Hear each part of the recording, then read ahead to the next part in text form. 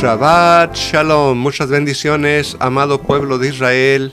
Qué alegría, qué bendición estar aquí en este momento para compartir la parashá con ustedes. Y bueno, también me acompaña mi esposa en esta mañana para darle un saludo. Buenos días, hermana Araceli. Shabbat Shalom, amados Ajim Behayot, hermanos y hermanas. Bueno, pues estamos contentos, aleluya, en este hermoso Shabbat, porque siempre vivimos la parashá. Y es bien importante eso de que meditemos en cada vez que estamos haciendo esta parashá de Shabbat, pues meditemos en ella y podamos deleitarnos en ella, amados, porque siempre hay algo que aprender cada Shabbat. Amén, así es. Y bueno, hoy en este día, amados, tenemos una porción muy interesante que se intitula Terumá, que viene a ser una ofrenda, ¿verdad? Vamos a explicar exactamente lo que la palabra Terumá significa. Y pues tiene que ver, obviamente, con el hebreo, ¿verdad? De la palabra Terumá, que eran prácticamente las cuotas sacerdotales, o más típicamente lo que se llamaba la ofrenda elevada. Y es una ofrenda de tipo, vamos a decir, generalmente para que se presenta como para el Eterno, aunque a veces también se usa, como se dice en hebreo, Ish Teramot, que viene a ser prácticamente un hombre, un juez que ama los regalos. Entonces, la palabra terumá se refiere a varios tipos de ofrendas, pero más comúnmente lo que conocemos como la terumá gedolá, que es la gran ofrenda, que debe separarse de los productos agrícolas y entregarse a un cohen, a un sacerdote del linaje de Aarón, quien debe, o sea, comerlo en un estado de pureza ritual.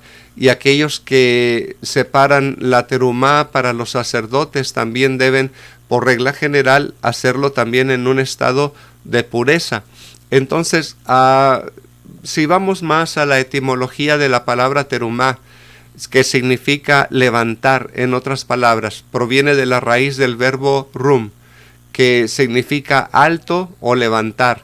Y la formación de la terumá es paralela a la formación, como se llama también en hebreo, tenufá, que significa ofrenda mecida, de la raíz que viene a ser nuf, que viene a significar agitar, y ambas se encuentran obviamente en la Torá.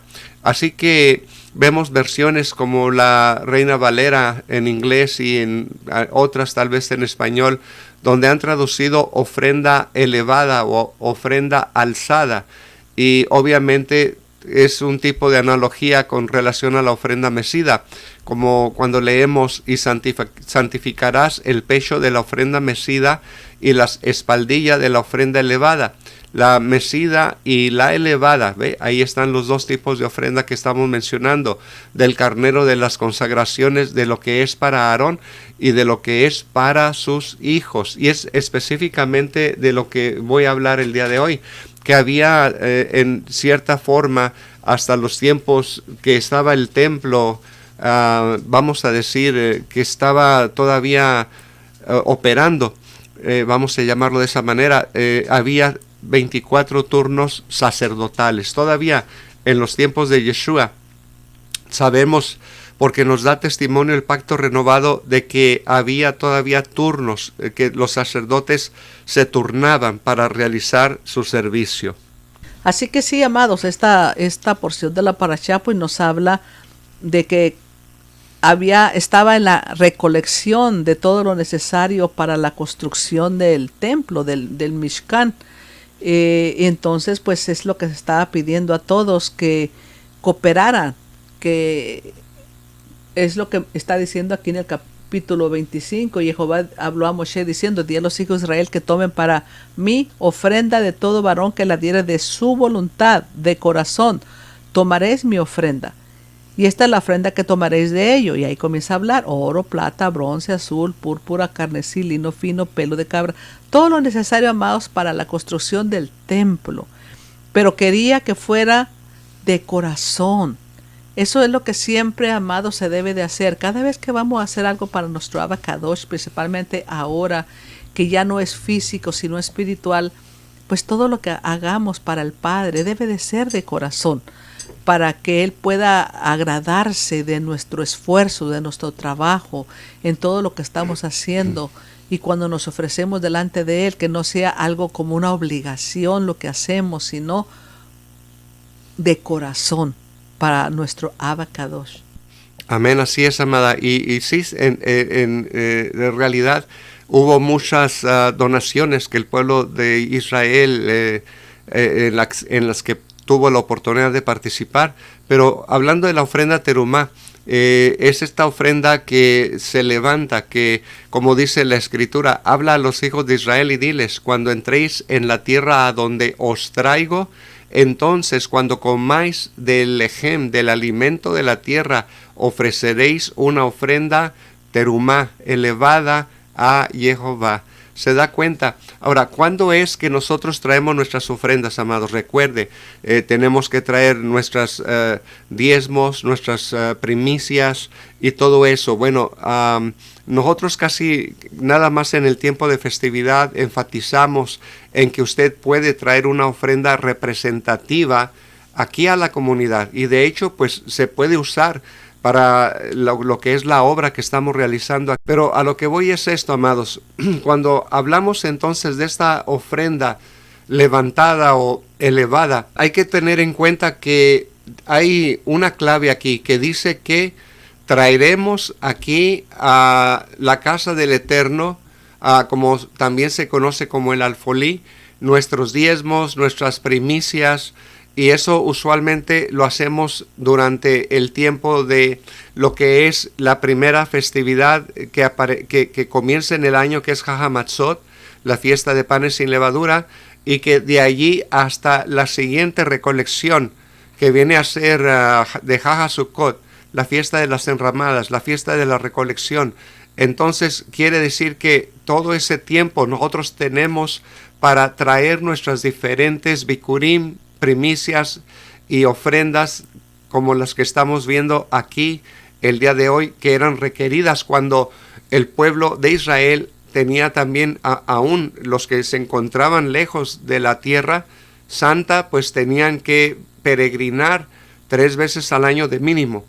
Hay otras recolecciones que como la fiesta del vino, la fiesta del aceite, que casi nuestros hermanos de Judá no hacen mucho énfasis, pero también en esos tiempos la gente tenía que traer sus ofrendas y sus primicias.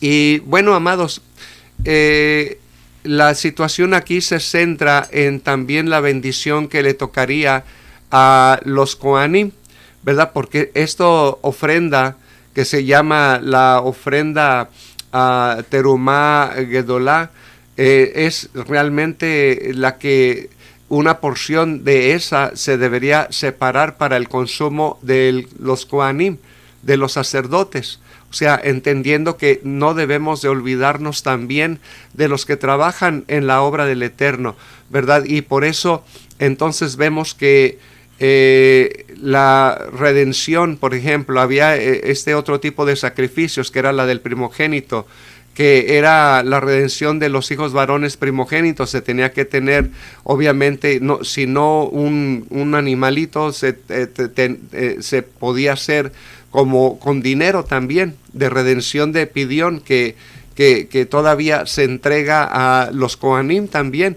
O sea, estaba hablando con nuestra amada Mora Araceli más temprano, cuando le estaba diciendo, me llama la atención, porque a veces la gente piensa que como a los sacerdotes no les tocó heredad, que eran unos pobretones, que no tenían nada.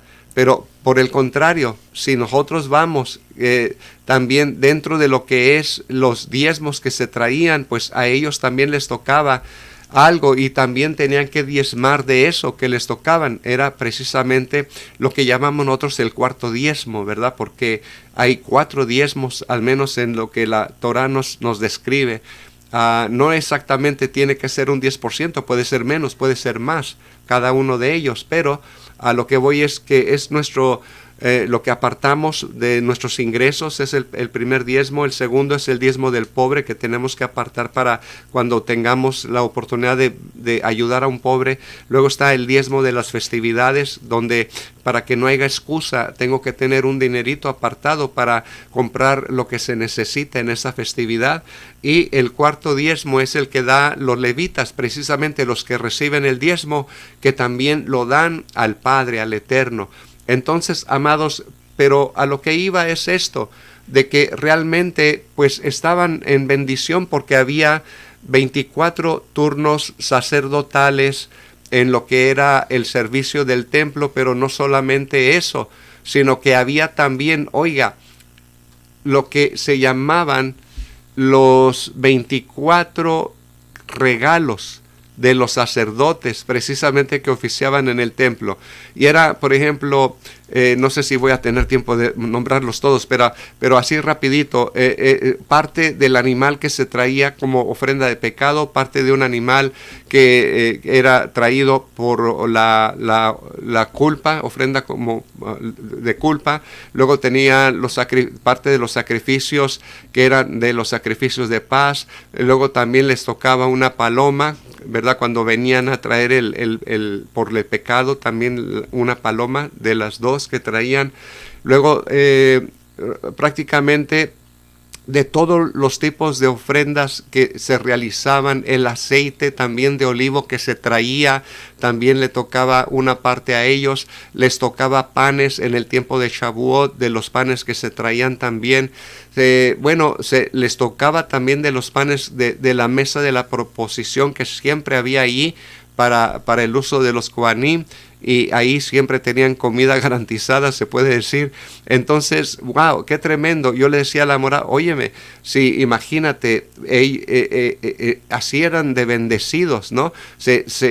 Tenían también parte de la ofrenda que traían para los primogénitos, parte de los bikurim, parte de los, vamos a decir, a pieles de las que cuando el pueblo traía su ofrenda también se les tocaban las pieles para hacer sus capas o sus ropas, o no sé, ¿verdad?, para qué usaban las pieles. Pero bueno, era una infinidad de bendiciones. La jalá también les tocaba de la jalá, les tocaba del diezmo también a los levitas, les tocaba lo que era de los animales, de las ovejas, les tocaba también dinero, ¿verdad?, de la redención del primogénito. Les tocaba dinero también cuando en lugar de traer un animal traían el dinero representativo.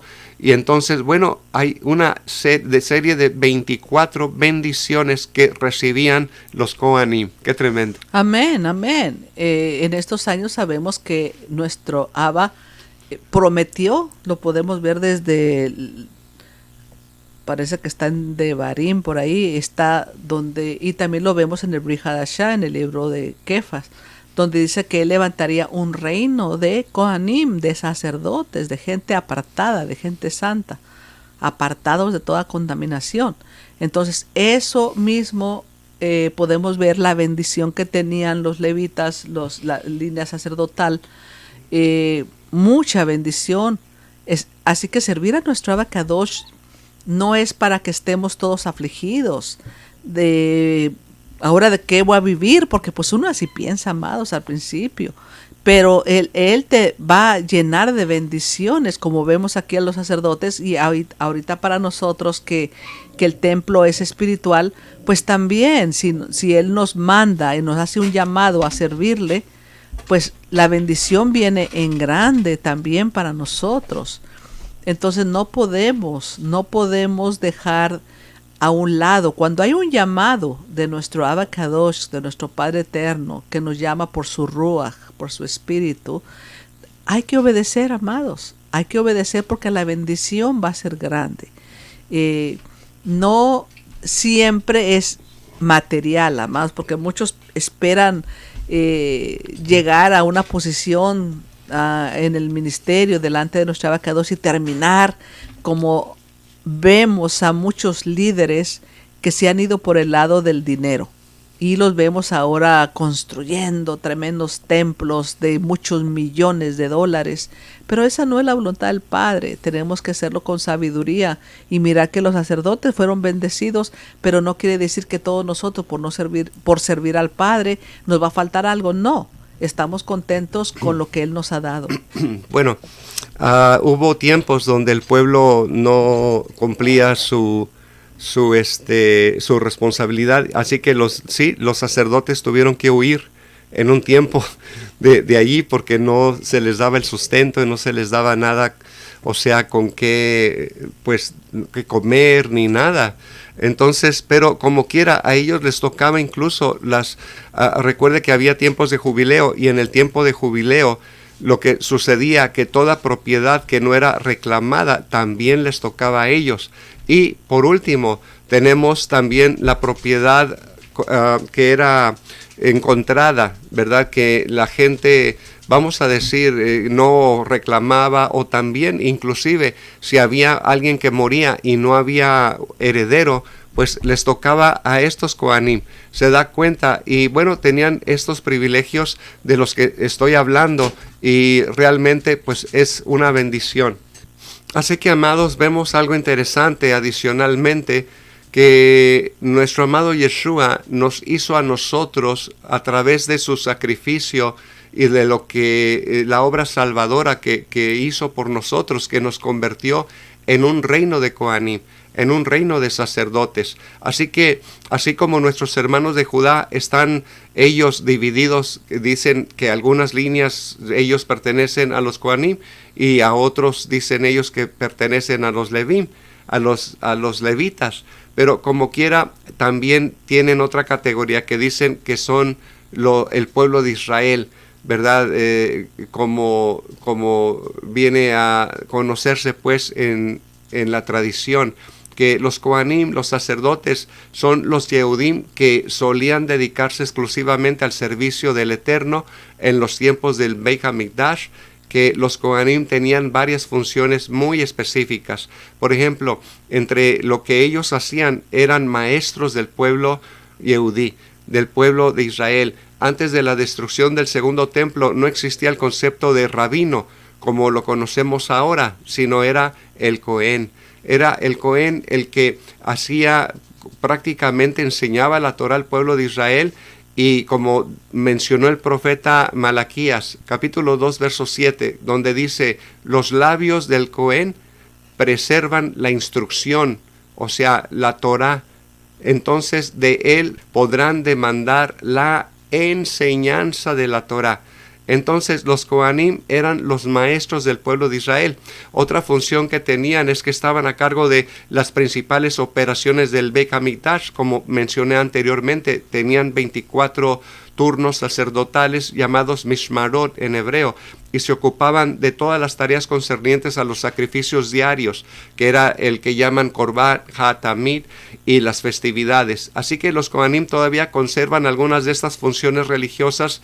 Por ejemplo, todos los días en la tradición ashkenazí, cada día bueno, como llaman ellos Yom Tov, los Kohanim recitan la Birkat Kohanim, la bendición sacerdotal, y los Kohanim eran los servidores más cercanos al Eterno en los campos de la educación y el servicio religioso. Entonces, otra función era que, pues por estar más cerca al servicio del Eterno, ellos tenían más responsabilidades y más limitaciones que lo que era el pueblo común. Hay un importante número de restricciones que eran también de categoría matrimoniales o rituales relacionadas con el luto, por ejemplo, que aún hoy se aplican exclusivamente a los Kohanim. El privilegio de servir entonces al Eterno implica un mayor nivel de obligaciones, y esto es prácticamente, como le llaman ellos, nobleza. La nobleza obliga. O sea, hay gente que quiere avanzar, hay gente que quiere crecer, hay gente que quiere posición después, pero no quieren lo que es el aspecto de obligación, ¿verdad? De responsabilidad.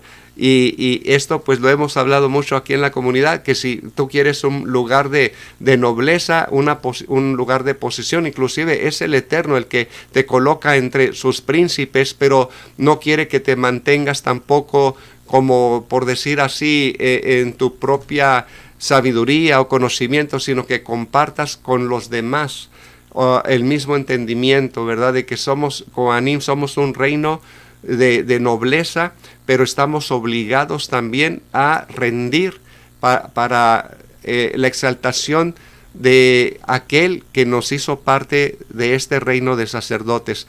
Así que nuestro Padre Celestial, por supuesto. Así que podemos entender, amados, mejor cuando decimos que el pueblo de Israel es designado como una nación de Kohanim.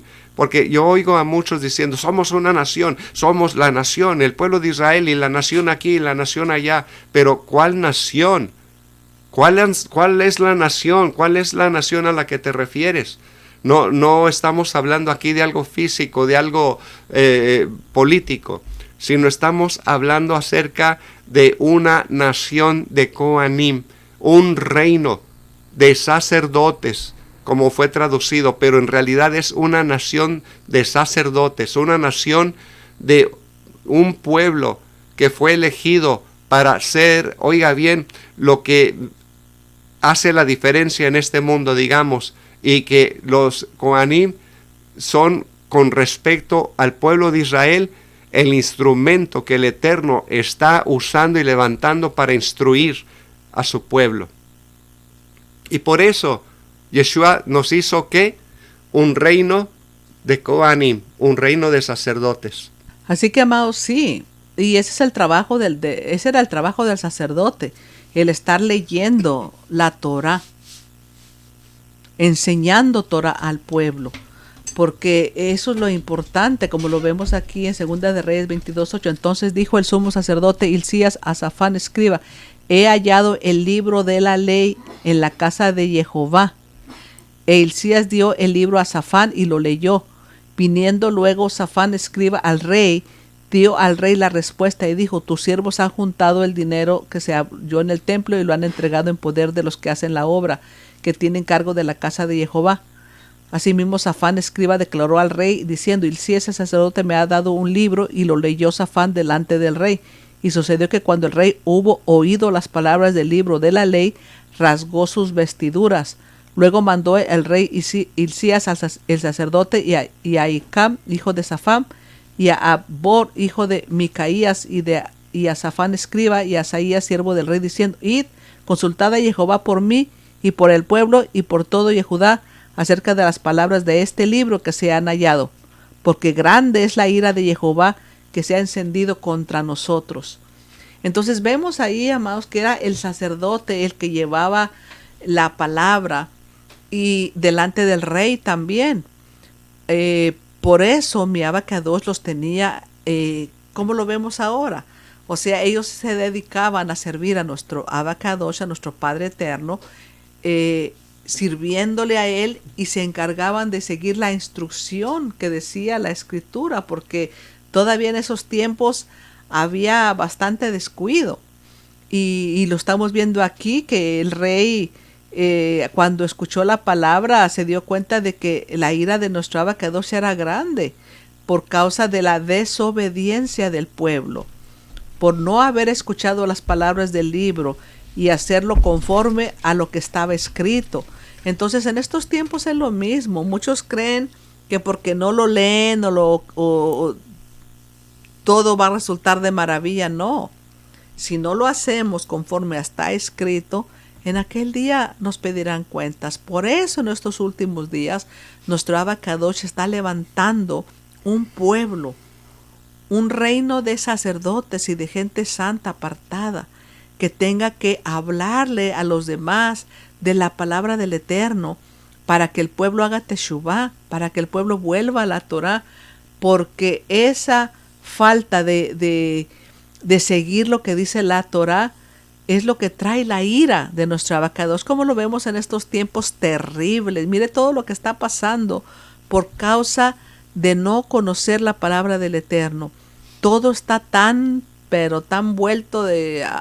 es terrible, amados, ustedes ya lo saben, mundialmente lo que está pasando con los casamientos entre el mismo género y tantas cosas que son abominación a nuestro Abacadosh.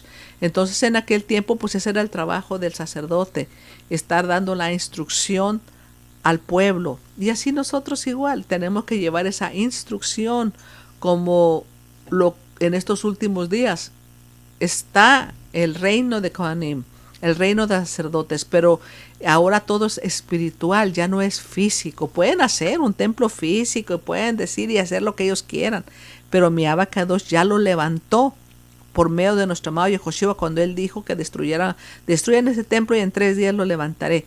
Y él comenzó a trabajar después de su resurrección en tener ese templo como ahorita lo somos ya. Millones y millones de personas nacidas de nuevo, que somos esas piedras vivas, que juntos somos el templo. Amén, así es, amada, exactamente como usted dice. O sea que el pueblo del Eterno tiene más obligaciones y restricciones, aparentemente, ¿no? Porque en realidad es verdad. Porque cuando viene el gentil no lo podemos obligar a guardar los 613 preceptos. Ahora, uno que conoce ya, nuestros hermanos de Judá dicen que nada más ellos y que nosotros estamos solamente obligados a las 7 leyes de Noé, ¿verdad? Pero eso no es verdad, es algo que ellos elaboraron. Tanto para el extranjero como para el natural, tiene que haber una Torah, dice la Escritura. Pero a lo que voy es esto, llegamos y se nos dice que hay 4 principios elementales que tenemos que guardar, es lo que dice el pacto renovado: apartarnos de la idolatría, apartarnos de comer sangre, apartarnos de los pecados sexuales y de comer ahogado, de un animal que fue estrangulado, que no fue degollado propiamente.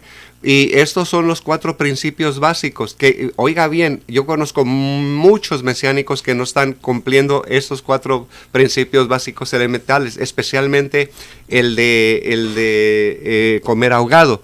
Ellos piensan que con salar la carne ya se le quitó lo ahogado, y eso no es así. Tiene que haber sido degollado el animal. Pero como quiera que sea, amados, fíjese, entonces tenemos más responsabilidad aparentemente porque ya conocemos, y por eso dice que al maestro se le da doble condenación, dice el pacto renovado. Pero a lo que voy es esto, ya después de que uno vaya aprendiendo, porque dice, al cabo tienen a Moshe que les enseñe cada día de Shabbat en las sinagogas. Esperaba que los gentiles siguieran aprendiendo, fueran a la sinagoga y aprendieran la Torah para que fueran cumpliendo el resto de los preceptos. Así que, por el otro lado, el pueblo de Israel fue designado para dedicar su vida al servicio del Eterno. Por eso dice, ustedes serán mi especial tesoro y serán un reino de Kohanim, de sacerdotes. Entonces, cuando servimos al Eterno permanentemente, nos sentimos tan cerca, y por eso nuestras oraciones son transformadas, ya no de, ay Diosito, ¿no? O como decíamos en las religiones, o tú allá y yo acá, ¿verdad? A ver si Dios me escucha. No, ahora lo tuteamos, ya no le decimos de usted, sino ahora le decimos tú. Tú eres el Akadosh Baruj Hu, tú eres el Eterno, tú eres el que vive por siempre, ¿me entiende? Una relación personal que nosotros como Kohanim, como sacerdotes, tenemos con nuestro Padre Celestial. Y por último, nuestra misión global, ¿verdad? Realmente es llegar a aquellas personas que son los educadores del resto del mundo. Oiga, por ahí hay un dicho que dice, las ovejas paren ovejas, ¿verdad? Los pescados, pues también, ¿no? Cada línea de animales tiene su propia, ¿cómo le puedo decir? Descendencia, ¿no? Y no, un pescado no va a tener un pato, ¿no? O algo así por el estilo. Pero así pasa también con nosotros, que nosotros debemos de parir también ovejas. Cuando somos ovejas, parimos ovejas. Cuando somos pastores, tenemos que parir pastores, líderes, ¿me entiende? Entonces, cada cual en su categoría y en su estado avanzado que lleva en el conocimiento de la bendita Torah, pero no necesariamente vamos a hacerlo con solo palabras, sino también, o con proselitismo, como lo hacen otras religiones, no te tienes que convertir a esa religión, pero sino que cada uno de nosotros como creyentes debemos de ser un modelo a imitar. O sea, tenemos que ser la inspiración, o como se dice en hebreo, la goyim, que viene a ser para el resto del mundo. Cuando esto ocurre entonces, y los que ya nos llaman gentiles, ¿verdad? Porque somos del gentilicio, de ahí venimos, entonces dicen ellos, los judíos, cuando los gentiles nos vean a nosotros, es un extracto que estoy leyendo aquí de su halajá, dice, debemos de comportarnos, de proceder con integridad y decencia para cuando los gentiles que nos están mirando, nos están cuidando, que estamos nosotros guardando la Torah con devoción y no traicionamos a nuestros principios religiosos ni a nuestro prójimo, entonces estamos cumpliendo nuestra misión global en el máximo nivel. A este nivel se le conoce como Kiddush Hashem, como el apego al Eterno, ¿verdad? Entonces, que viene a ser la máxima santificación del nombre de Jehová, del Eterno. Ellos dicen de Dios. Cuando nuestro entonces justo proceder inspira al gentil a reconocer la presencia y la voluntad de Hashem, dicen ellos, en este mundo. O sea, si nosotros nos enfocamos en esto, amados, de que no somos nada más, por decir así, como dice el canto en inglés, just a brick in the wall, another brick in the wall. No somos otro ladrillo en la pared. Sí, somos parte de lo que es el pueblo del Eterno y somos un reino de Kohanim. Somos los que debemos de hacer la diferencia en este mundo, los que debemos de educar a los educadores de este mundo. Hello. Es mucha responsabilidad, hombre araña. Entonces ya no quieres ser hombre araña. Pero bueno, con esto termino. Necesitamos, amados, meditar en lo que el Eterno nos ha hecho, un reino de Kohanim. Y para ello tenemos esta cuestión de la terumá, tenemos no solamente la garantía de que si servimos al Eterno, ¿verdad? Él nos va a sustentar, nos va a proveer, pero también la garantía, amados, de que vamos a lograr la labor para lo cual el Eterno nos trajo a esta vida, a este mundo. Amén. Así que, amados, eso es importante, el que nosotros meditemos lo que estamos haciendo a este mundo. Si se nos dio un talento, pues multipliquemos el talento. Es muy importante la multiplicación, la multiplicidad que va a haber en su vida, en su ministerio. Eso es bien importante. Y bueno, fue un reino de Kohanim lo que se ha levantado. Gente santa, gente justa. Así que seamos de esa manera como nuestro Abba Kadosh decidió con cada uno de nosotros. Y de ahí viene la bendición. Cuando seguimos la instrucción de vida, vendrá grandes bendiciones a nuestra vida. Así que, amados, sabiendo esto, oiga, tan importante, que somos un reino de Kohanim, de sacerdotes, que tenemos un oficio. De repente hay gente que se queda sin hacer nada todo el día, se les hace eterno el día.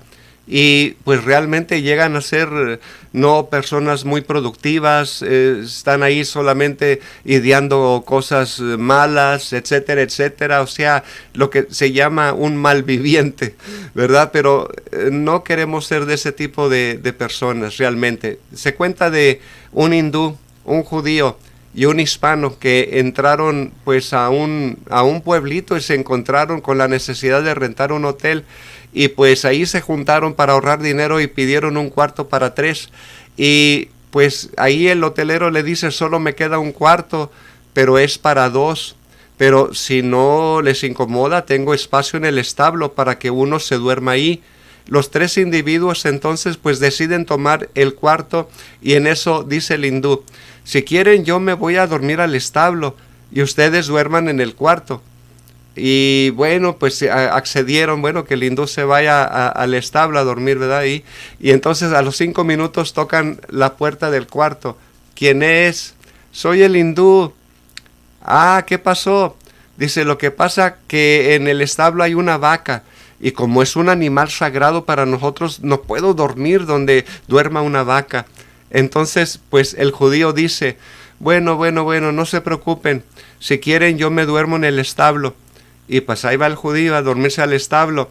A los 5 minutos tocan la puerta del cuarto. ¿Quién es? ¡Ay, soy el judío! Dice, lo que pasa es que en el establo hay un cerdo y es un animal impuro, desagradable para nosotros. No puedo dormir donde está un cerdo.